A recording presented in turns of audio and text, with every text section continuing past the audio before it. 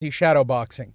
Um, and he's going to fight the fastest, most skilled defensive fighter, arguably of all time, right? We can make that argument for sure. Now, I got these two fights side by side. Both white guys in both cases are both angry and both outspoken. And you're telling me that the two guys who actually match up the best, who are going to put on the better fight, collectively aren't going to make a quarter of what the Irish MMA guy is going to make. And all he's ever done, legitimately, what has Conor McGregor ever done? He's thrown a motherfucking water bottle. That's what he's done.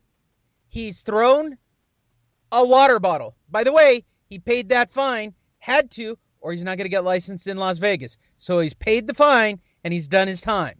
Okay? And he has that Aldo fight, right? Wasn't Aldo built but up Aldo in just lost like a month ago.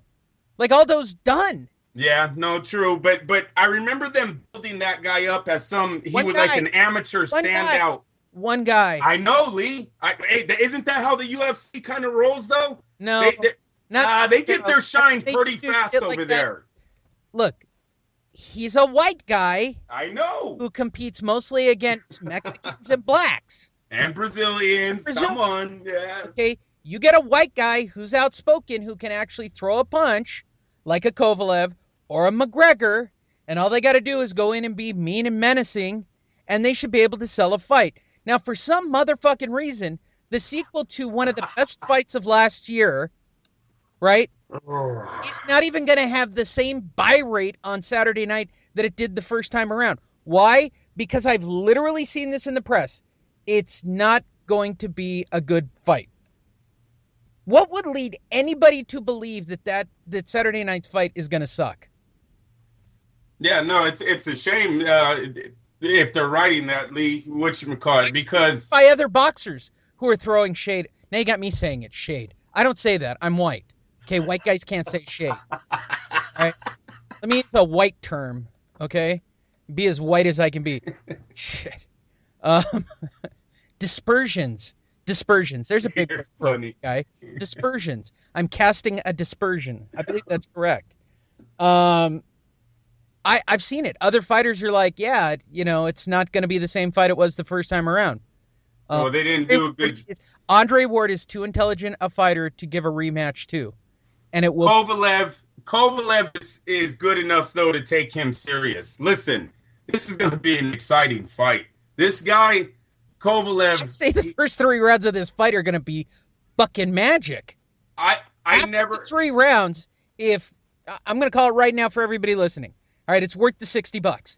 Those first 3 to 5 rounds are going to be Holyfield Bowe. They're going to be Tyson Holyfield. They're going to be Lee. I wouldn't bring this up if Kovalev's team never did. But Kovalev's team played off of it, so I'm going to go off of it. He is the real life Drago. He is. All right? Legit. This man hurt somebody. He killed somebody, Lee, in the ring. And then after that, Lee. Let me make it real clear. He has no mental scars about killing someone in the ring. Watch this. Watch. And this is the only reason why I will go there is because they did. But after that tragedy happened, not only did he tell Sean Pascal that he wanted to kill him in the ring when they had their fight, he returned to the place where that accident happened and fought another man. And they played off of that. Like, Sergey Kovalev is returning to the city. Yeah, because he's a white guy. Hey, this dude is Drago. He's fucking money. Man, he retired the goddamn alien and broke him. This is not, he hurts people. He says he likes it. All they have to do is get his own sound bites. And by the way, that's on Main Events. That's on Duva. Yeah. Right? That's on Cap. Yes. That's on Main Events. For HBO. You turn him into a bona fide Drago. And all you got to do is keep talking about him wanting to physically kill. I'm going to kill him in the ring. I've done it before. He said in this fight, he said, I want to destroy him as a man. I want to destroy him as a champion. No, I'm telling you, if I'm the promoter, this is exactly what I tell him. I need you on HBO to look into the camera, okay, and pull a Drago. I've killed a man in the ring before. I'm prepared to do it again on Saturday night. If he dies, he If he dies. dies, he dies. Boom. And I really hate this fucking guy. The guy I actually killed, I actually liked him. And Lee, Lee, I want to make this clear. All right, I only say this because they've already played off of that storyline. All right. Oh, I'm sure enough that I'll bring it up. I don't. No, but Lee, you hear me out. You know what I mean, right? That if they would have never went back to the home city and actually announced that as he's walking into the ring, if he actually never told another fighter, "I'll kill you," after that's crazy. That's crazy talk. Like, everyone knows you don't fucking play with Sergey. When he said that to Sean Pascal, oh yeah, dude, no, this guy don't play. Right. He was undefeated. He hurts people. He had how many knockouts in a row? Pascal fought off his back foot and away from him all night. Oh, yeah, because he got destroyed in the first fight. There really was no point in the rematch. HBO just really had nowhere to take the guy. Now they do, but they're not playing it right. And I'm not saying to bring up that tragedy that happened, but they could have made him Drago by his own words, by his own replays. I mean, come on. This Sergey don't mess around. He really don't. And, like I said, they're the ones that brought it up when he returned to the ring where that happened. So, and by the way, for everybody wondering, just for you to understand all the experts where we are betting wise, this fight is closer than the last fight. This is straight up almost like a pick'em. Hey, one of my heavy hitters, you know him. Heavy hitter in Vegas wants Ward by KO. Ward minus 150, Sergey Kovalev plus 130. What about the stoppage? Ward, do you have a Ward by stoppage? I don't have direct knockout times. Those and that's gonna change Saturday, and maybe I'll get it out in time because I'll have to look at the board at the last minute. Right now, it's not gonna matter. Right? It's gonna be for Ward, it's gonna be 3 or 4 to 1. It's gonna be a crazy number. It always has been. It was last time. This is an awesome fight.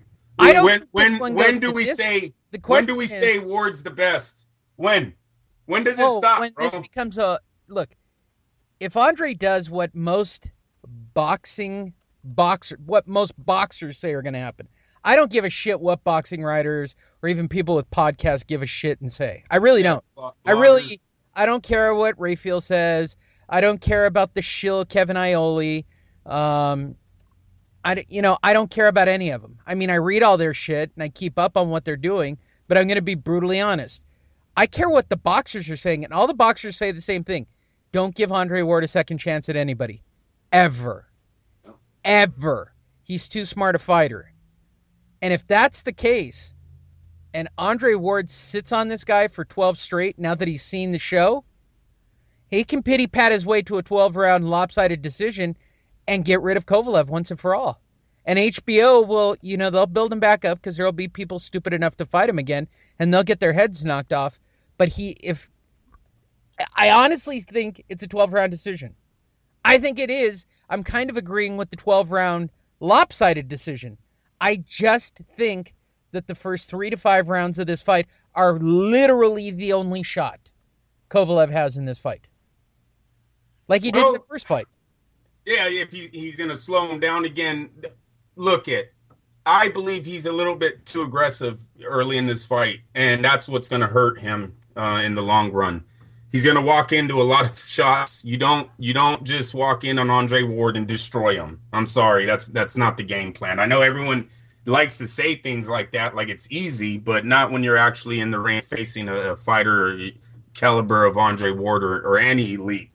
So Sergey needs to have a game plan, and I don't know if he does. John David Jackson today at the press conference said through all the controversy between him and the Ward team that they actually brought him and Sergey closer. I don't buy it at all. I really don't. Unless John David Jackson pulled that off to actually try to get some feedback on where Ward and Virgil Hunter were in the rematch, and Sergey knew about it. Yeah, I do not. I'm not. Look, this is so fucking squirrely that's the most believable storyline here.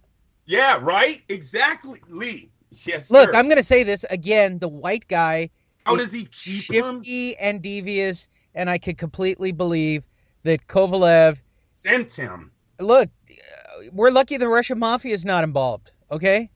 Hey, that they got someone. Billy Joe Sanders lost an opponent over the Russian mob. Did you hear about that? No, I did not. I can't. I don't know the man's name. He just had a big win. Dude, he got hit in a RICO Act. 33 Russian mafia members. 33, Lee. Russian mafia members Yeah, I in did see New that York. story. Actually, I did see that story. That's awesome. That's awesome. He was called the Kickboxer. Might have been in a sort of what is it? Murder for hire or hire for murder? How do you say it, Lee? For hire. Murder for hire. Might have been that. They said he's facing 42 years. Nice. Yeah, he's gone. Yeah, so they stripped his title because they don't think he's going to be using it soon. So he got stripped today. Billy Joe Sanders is now without an opponent again. Shit happens. You feel better, Andrew? Like to get that shit off your chest? Oh yeah, we can still go though. That was just a little. No, yeah. That was a little breaking because you said Russian mafia. Oh, it's all went good. off in my head. It's all good. All right, let's take a deep breath. We gotta get this to Ward. Let's try to focus a little more on Kovalev Ward here for a second. Ward can use us to tell Mayweather. He can use us. Use our words. Fuck him. No, that's not how this works. Yeah. Somebody will steal something we said that's appealing, and we'll see a headline in Yahoo Sports that said this is a black and white thing. Mayweather's scared that his legacy will be trumped 2 years after retiring. People, I honestly wish I could track exactly who listens to the show for my personal amusement, but this show is such a decadent, guilty, dirty pleasure for the people who listen to it.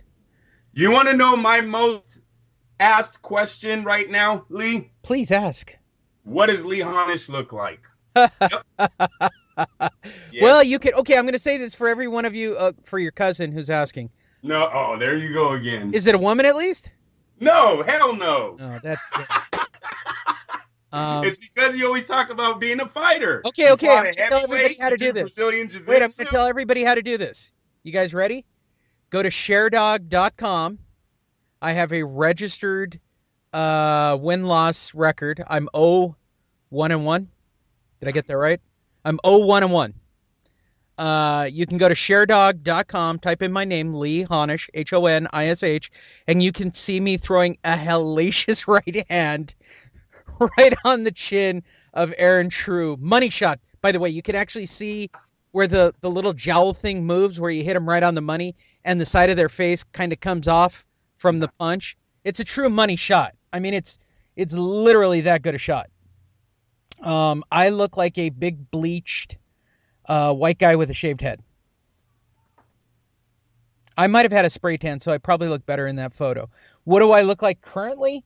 You can go to Flow Grappling, and you can sign up, I guess, and watch me in a tournament. I'm actually getting ready to compete next weekend, Andrew, at the Los Angeles International Open.